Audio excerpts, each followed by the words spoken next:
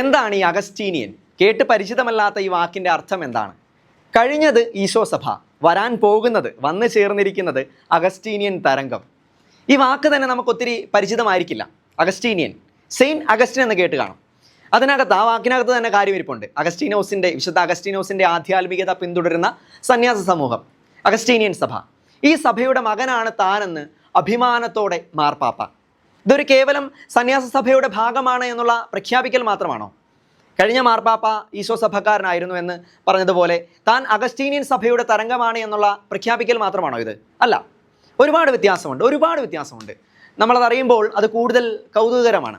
Benedict 16 മാർപ്പാപ്പ ഉൾപ്പെടെ മിക്ക മാർപ്പാപ്പമാരും പിന്തുടർന്ന ദൈവശാസ്ത്ര ശൈലിയുണ്ട്. തോമസ് അക്വിനാസിൻ്റെ ദൈവശാസ്ത്ര ശൈലിയാണത്. ഈ പേര്, തോമസ് അക്വിനാസ് എന്ന പേര് ഒരുപക്ഷെ എല്ലാവരും കേട്ട് കാണണമെന്നില്ല. അദ്ദേഹം സുമ്മാ തിയോളജിക്ക എന്നൊരു പരമ്പരയിലൂടെ ദൈവത്തെക്കുറിച്ച് തത്വശാസ്ത്രത്തിലൂടെ പഠിക്കാൻ ശ്രമിച്ച വ്യക്തിയാണ്.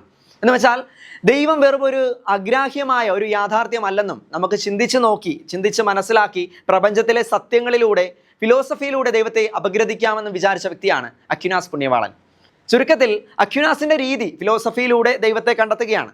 എന്നാൽ അഗസ്റ്റീനിയൻ രീതിക്ക് വളരെ പ്രത്യേകതയുണ്ട്. അത് ബൈബിളിനെ അടിസ്ഥാനപ്പെടുത്തിയുള്ളതാണ്. പക്ഷേ അദ്ദേഹത്തെ ഒരു ദൂതൻ തോൽപ്പിച്ച കഥ നമുക്കറിയാം. അദ്ദേഹം കടൽ തീരത്തിരിക്കുമ്പോൾ കക്ക കൊണ്ട് ഒരു ബാലൻ വെള്ളം തേകി പറ്റിക്കാൻ ശ്രമിക്കുന്നു. തീരത്തൊരു കുഴി കുത്തി കടൽ വെള്ളം കോരി ആ കുഴിയിലേക്ക് ഒഴിക്കുന്നു. അദ്ദേഹം അവനോട് ചോദിക്കുന്നു, നീ എന്ത് മണ്ടത്തരമായി കാണിക്കുന്നേ? ബാലൻ അപ്പോൾ പറയുകയാണ്, ഞാൻ കടൽ വറ്റിക്കുകയാണ്. നീ കടൽ വറ്റിക്കുകയോ എന്ന് തിരിച്ചു ചോദിച്ചപ്പോൾ, അങ്ങ് അത് തന്നെയല്ലേ ചെയ്യുന്നത്? അങ്ങയുടെ കൊച്ചു ബുദ്ധി കൊണ്ട് ത്രിത്വത്തെ അളക്കാൻ ശ്രമിക്കുകയല്ലേ എന്ന് മറുപടി ലഭിച്ച ഒരു സംഭവം പരക്കെ പറയപ്പെടുന്നുണ്ട്.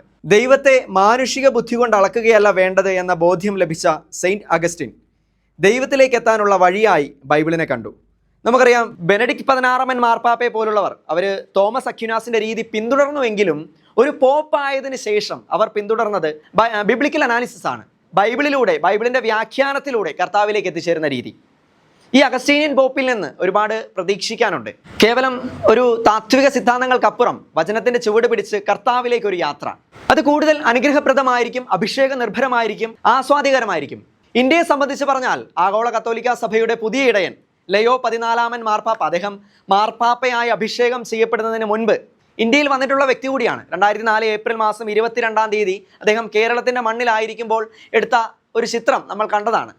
അവസാന നിമിഷം വരെ ഉയർന്നു കേട്ട അനേകം പേരുകളെ എല്ലാം മാറ്റി നിർത്തി ദൈവകൃപയാൽ തിരഞ്ഞെടുക്കപ്പെട്ട ലയോ 14 മാർപ്പാപ്പയെ നമ്മുടെ പ്രാർത്ഥനകളിൽ നമുക്ക് ഓർക്കാം.